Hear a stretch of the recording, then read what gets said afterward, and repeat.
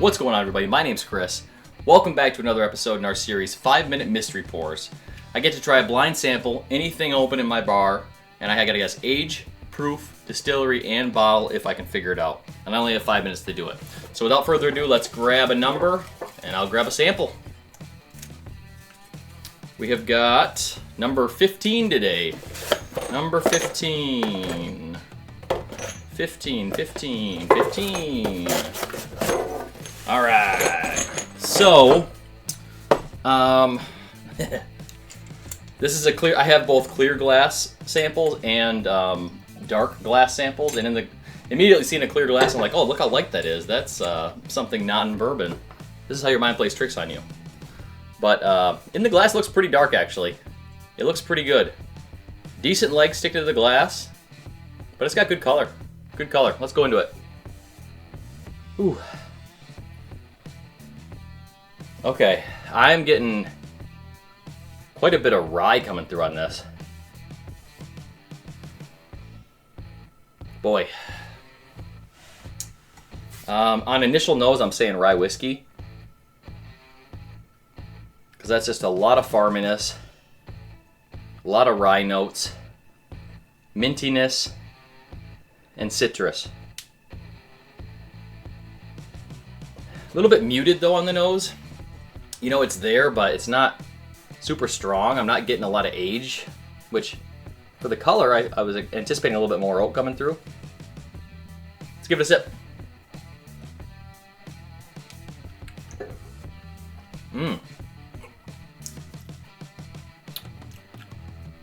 Wow.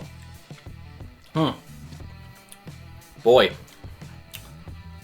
Yeah, I'm not getting a lot of flavor out of it. It drinks more like a bourbon on the palate now, though, than saying rye on the nose.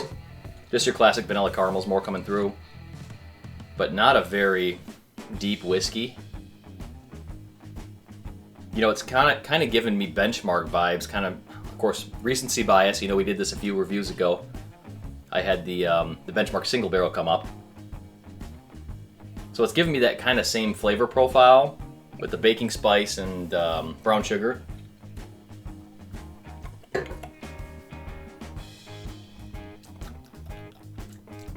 It's got a lot of sweetness. You know, it's got a lot of sweetness, but it tastes youthful. It tastes youthful. Boy, this is a tough one for me. I think I'm stumped on this one.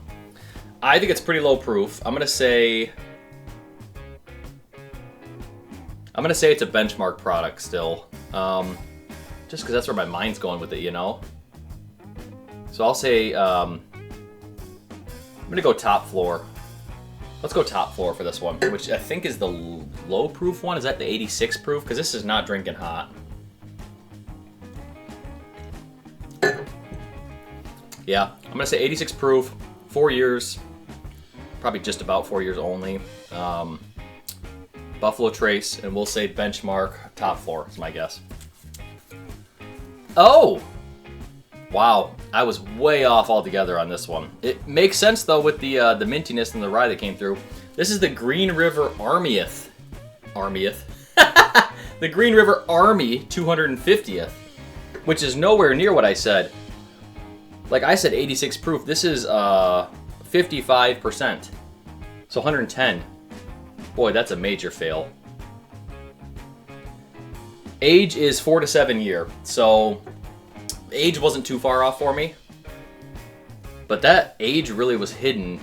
When I first tried this, I wrote a written review of this on my website, Bourbinsane.com, and it was much hotter, but this bottle's been open now for about 3 weeks, so it is drinking like very smooth.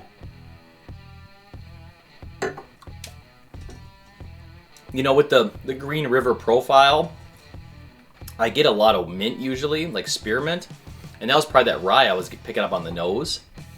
Because that's kind of the flavor profile I normally get with Green River. But I'd say it's a big miss for me on this one. I was kind of all over the place for that. So it really took me for a loop on it. Some days we have that. You know, palates are off. Can't get them right all the time. But that's why we do blind samples. It's all practice. So appreciate you watching the review today. Let me know if you guys had any Green River products. Anyone else get that mintiness, like that spearmint note that comes through, kind of like their flavor profile? because that's kind of what I get from them, you know. And let me say, this Armyth, I'm doing it again, man. The Army 250th was a good release from them. It really was, and the retail I think was about $50. So if you could find a bottle of that, it's worth it. But it fooled me thinking it was Benchmark just because we had that recently. So recency bias. But appreciate you watching the review. Stay tuned for another one coming up soon, guys. Stay insane.